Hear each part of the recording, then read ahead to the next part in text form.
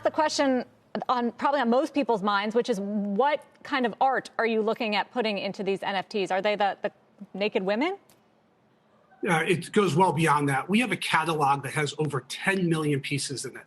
It's from some of the most phenomenal photography over the last 70 years to interviews with Steve Jobs, MLK, Malcolm X, Jimmy Carter, to unbelievable editorial.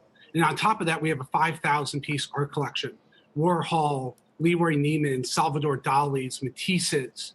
And so we're really excited about the opportunity, both on a global basis as well as domestically. I mean, really, it's such a transformation for you and for the company from what we used to think of, clearly, from what I referenced, but also just as a magazine company, which you no longer are. You went public via SPAC recently after being taken private by PE. What is your mission now? How does this NFT thing fit into your overall goal, into your new business strategy? Well, look, I believe we've always been a lifestyle brand. This company was in casinos. It was in nightclubs. The first product the company ever came out with was a pair of cufflinks. Today, consumers spend over $3 billion buying our products in over 180 countries. And so NFTs represent a really interesting opportunity for us to create a long-lasting new revenue stream, not only monetizing the initial sale, but monetizing every subsequent sale thereafter.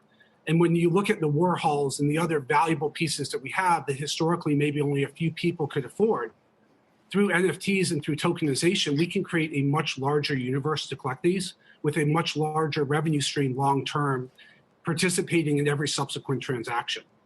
Do you eventually do, I'm just trying to think of what would be next. You know, Time Magazine does the special cover, for example. Do you do a special edition cover, or do you pull something from your archives and turn that into an NFT? So it's all of the above. So it's not only creating new works, which we've historically done and why we're excited to partner with Nifty, really giving a platform for emerging artists, but it's doing works off the catalog. So the first thing we're potentially doing with Slime Sunday is using historical IP, but creating a new piece of work. And then it's just monetizing the legacy archive as well. And with over 10 million pieces in that archive, plus our 5,000-piece art collection, you know, the runway for the foreseeable future is really endless. Can I just ask a quick follow-up? Do the ladies who've been on your cover have any sort of royalties to future revenue that you bring in? For example, if you did an NFT of you know, one of the more notable women that you've had on the cover, do they get a cut of that? Look, we're still figuring out the downstream revenue, but we've always believed in sharing with the artists. And we actually look at the NFT as really the beginning of the decentralization of the artist business. And so our plan would be to help support people that have worked with us historically. We've always believed in partnering with artists, and so that will be part of our strategy moving forward. A lot of people think this is a bubble, Ben, and they're already starting to see signs. If you look, for instance, at the pricing on nonfungible.com, that are way off the highs that we saw back in February. SNL did a skit about it. It sounds like you're putting a lot of the strategy behind this. So why isn't that true? Look, our strategy is much larger than just NFTs. We have a company today, again, the consumers spend in excess of $3 billion buying our products. Again, for individual pieces of art, I can't talk to the value of them. What I will tell you is I think that there's a fundamental change happening in society. I look at my kids and their friends who are living in digital worlds today. And so when you think about that long term and having digital assets, I think that the collectability of assets long term, and again, we have 70 years of some of the most iconic Americana, will live in a digital world versus living on your wall. And I think we're just at the beginning phases of this. But again, our business is so much larger than this.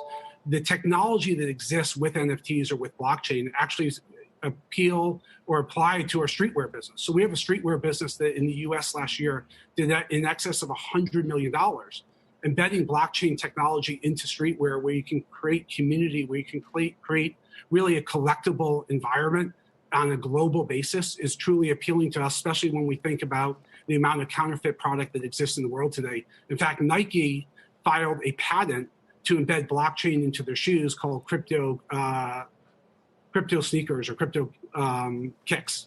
I'll look into that. That's a Warhol over your shoulder, right? Your left shoulder. That is the original Warhol that was painted for the company. Wow. And again, that piece, it is worth millions of dollars, but very few people can afford that.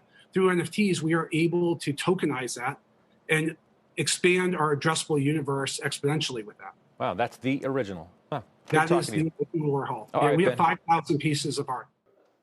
Shepard Smith here. Thanks for watching CNBC on YouTube.